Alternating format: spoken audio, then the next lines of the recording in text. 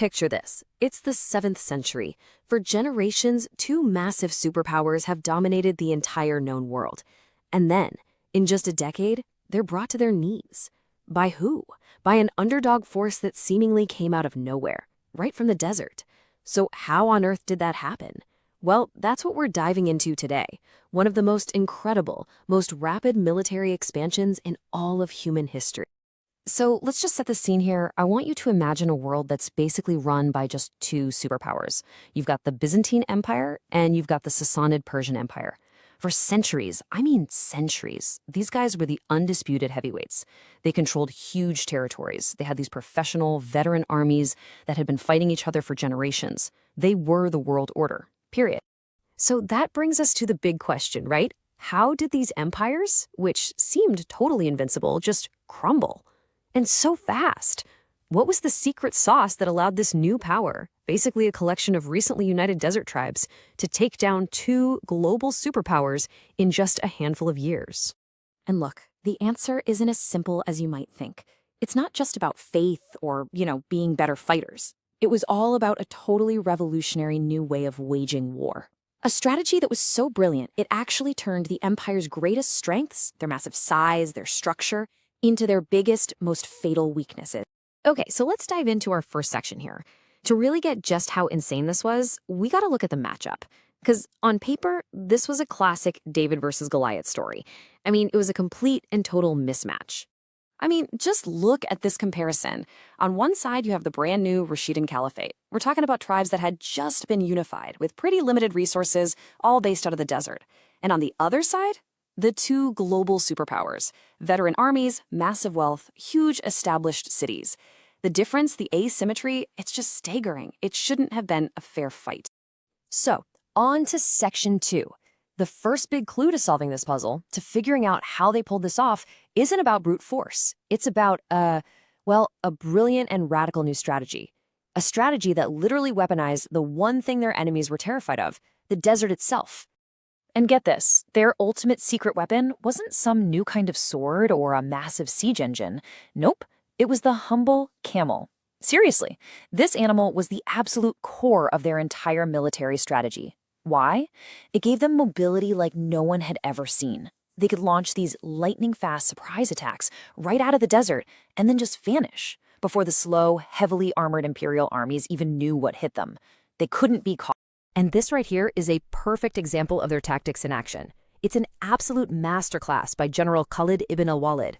So, step 1, he baits a bigger, stronger Persian army into a long, grueling march away from its base. Step 2, his army just disappears. They use their camels to ghost through the desert, terrain the Persians can't follow.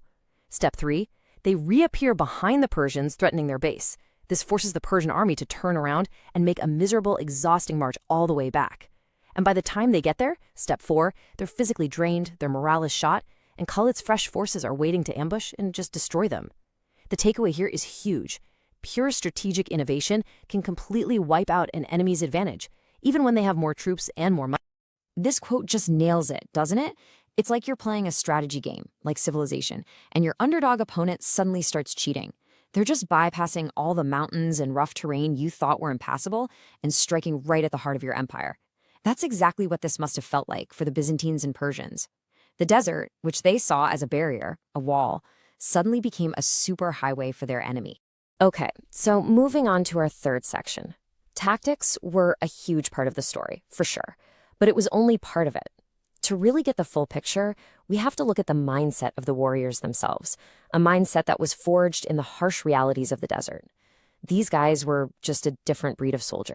And a really key part of their battle tradition was this idea of the Mubarizun, basically the champions or duelists. So before a big battle would kick off, these elite warriors would step forward and challenge an enemy champion to single combat. Think about the psychology of that. A win here could absolutely shatter the enemy's morale before the main fight even began. It just goes to show how much they focused on individual bravery and really on psychological warfare. Now this is really interesting. This quote from Caliph Umar, it perfectly sums up how they felt about heavy armor. He says it's a nuisance, but also strong protection. They had this real love-hate relationship with it. They totally understood that, yeah, it protects you, but they valued mobility and endurance way, way more. For guys who grew up in the sculpting desert, wearing a heavy suit of mail armor just felt like a massive burden that slowed them down. But, and this is a big but, that preference for speed over protection came at a heavy price. Their reluctance to wear heavy armor, especially helmets, left them incredibly vulnerable to archers. And at the massive Battle of Yarmouk against the Byzantines, it was a catastrophe. They suffered so many eye injuries from the endless volleys of arrows that the battle actually became known as the Day of Lost Eyes. I mean, what a brutal, brutal lesson in the trade-offs of their particular style of fighting. All right, section 4. And this is a really crucial point. This whole conquest wasn't just about how strong the caliphate was. It was just as much about how weak their enemies were. They were brilliant at exploiting the deep, internal rot within the empires, especially the Sassanid Persian Empire. The Sassanid state was, to put it bluntly, rotting from the inside out. Think about it. They had just finished decades of this grinding, exhausting war with the Byzantines. Their treasury was empty, their manpower was depleted. On top of that, they had a huge succession crisis, a revolving door of weak rulers which basically paralyzed the government. And to pay for all this, they were hitting the population with crushing taxes for wars nobody even wanted anymore. So people were fed up. This wasn't just a powerful empire anymore. It was a brittle one, just waiting for a push to completely shatter. And if you want proof of this internal rot, look no further than this one number, 4,000. At the huge, pivotal Battle of Al-Qadisiyah, 4,000 Sassanid soldiers didn't just run away. They switched sides, mid-battle. Can you imagine? That is a catastrophic failure of loyalty. It's the clearest sign you can get that the empire had completely lost the faith of its own army. And you contrast that crumbling Sassanid authority with what the invaders were offering. They came in with this very disciplined code of conduct. These are the rules laid out by the first caliph, Abu Bakr. Things like, don't kill women or children, don't destroy inhabited places. Now, for a population that was just tired of being oppressed and overtaxed, this probably made the invaders look like a much more just, much more appealing alternative. Okay, so let's tie this all together for our final section. When you combine that revolutionary mobility, that unique warrior mindset, and you throw them against fatally weakened opponents, what do you get? You get a geopolitical explosion, an event that didn't just change the map, it permanently redrew the entire world. And the speed of it all, it is just breathtaking. Seriously, in less than 10 years, the entire heartland of the ancient world just fell. You have 636, a single year where two massive decisive battles, Yarmouk against the Byzantines and Al-Qadisiyah against the Persians, basically broke the backs of both empires. And just a few years later, by 642, Syria, Persia, Jerusalem, and Egypt, the breadbasket of the Roman world, were all under the caliphate's control. It's just mind-bogglingly fast. And so that leaves us with this massive final question, because this wasn't just another military victory, right? This was the end of the ancient world as everyone knew it, and the violent, shocking birth of a brand new one.